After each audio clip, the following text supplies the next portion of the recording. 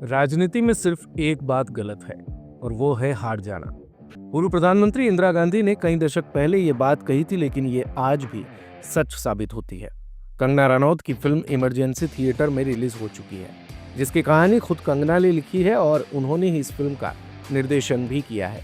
जब फिल्म का first look जारी किया गया तब कंगना को इंदिरा गांधी के लुक में देखकर एक उत्सुकता भी थी कि क्या कंगना रनौत इंदिरा गांधी को विलेन की तरह दिखाएगी या हीरो की। वाजपेयी जी, मैं एक राजनेता से मोल भाव करने आई थी, मगर सामने सिर्फ एक सच्चा देशभक्त दिखा। इंदिरा जी, देश हमारा भी है। फिल्म में एक तरफ इंदिरा और उनके पिता यानी देश के पूर्व प्रधानमंत्री पंडित जवाहरलाल नेहरू के बीच चल रहा विचारों का द्वंद्व दिखाया। पहले तो तुम मुझसे सीखा करती थी, मगर अब सिखाना चाहती हो। तो दूसरी तरफ इंदिरा के बेटे संजय गांधी को इस पूरी फिल्म में एक विलेन के तौर पर पेश किया गया। यानी एक तरफ इस कहानी में कंगना इंदिरा गांधी को स्टार बता रही है, तो दूसरी तरफ उनके करीबियों को विलेन की तरह पेश कर रही है। और यही वजह है कि इस फिल्म को एक फिक्शन स्टोरी कह सकते हैं। बाप को नीचे गिराकर उसकी कुर्सी हड़प ली। राजनीति में कोई किसी का सगा नहीं होता। वैसे कंगना के बारे में कोई कुछ भी कहे या वो किसी के बारे में कुछ भी कहे, लेकिन एक बात तो है, एक्ट्रेस वो कमाल की है। लेकिन कमाल की एक्ट्रेस भी कई बार चूक जाती है और इमरजेंसी में कुछ यही हुआ है। फिल्म देखते हुए थिएटर में बैठे दर्शकों को कई बार ऐसा लग सकता है जैसे इमरजेंसी उन्हीं पर लग गई है। कई बार कुछ दृश्य बेहद रोमांचित कर जाते हैं। 2 घंटे 6 मिनट की ये फिल्म किसी हिस्से में झेली नहीं जाती, तो कभी इसमें कुछ ऐसा दिखता है जो शॉकिंग मोमेंट बन जाता है। चलो अब आपको विस्तार से समझाते हैं। तो कहानी है इंदिरा गांधी की, कैसे उन्होंने इमरजेंसी लगाई, देश में क्या हालात बने, फिर कैसे वो सत्ता से बाहर हुई, इमरजेंसी में उनके बेटे संजय गांधी का क्या रोल था, किस तरह से और किस हालात में इंदिरा की हत्या हुई। कुल मिलाकर इमरजेंसी की कहानी को इस पूरी फिल्म में समेटने की कोशिश की गई, लेकिन सिर्फ कोशिश ही की गई। इमरजेंसी के बारे में बहुत से लोगों को पता है और आज के दौर पर बहुत से बच्चों को भी नहीं पता होगा, लेकिन फिर भी थोड़ा बहुत तो हर कोई जानता है।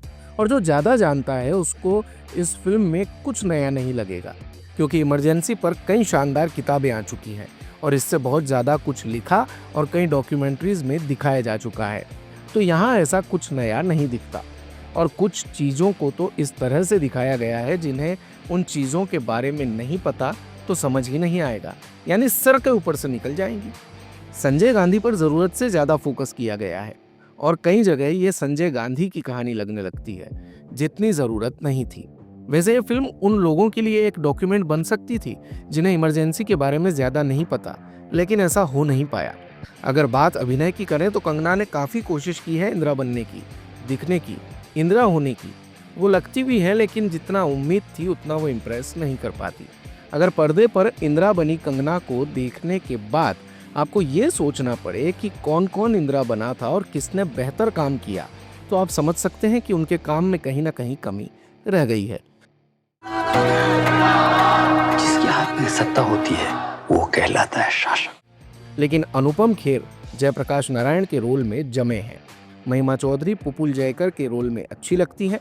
अटल जी के रोल में श्रेयस तलपरे उतने नहीं जमते, लेकिन संजय गांधी के रोल में विशाख नायर का काम अच्छा है, वो संजय लगते हैं।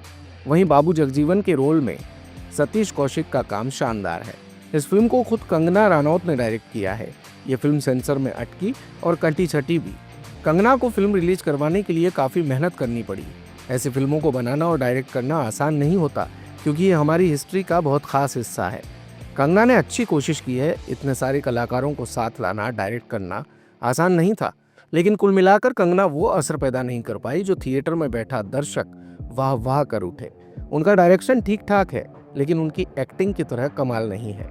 दमदार शुरुआत और शानदार एंडिंग के बीच की टाइमलाइन पर काम किया जा सकता था। एडिटिंग टेबल पर फिल्म थोड़ी और क्रिस्प हो सकती थी, लेकिन ये ठीक ठाक फिल्म है। कुल मिलाकर अगर इमरजेंसी के बारे में कुछ नहीं पता तो आप इसे देख सकते हैं। सिनेमा कवरेज में फिल्म इमरजेंसी को 2.5 स्टार्स देते हैं।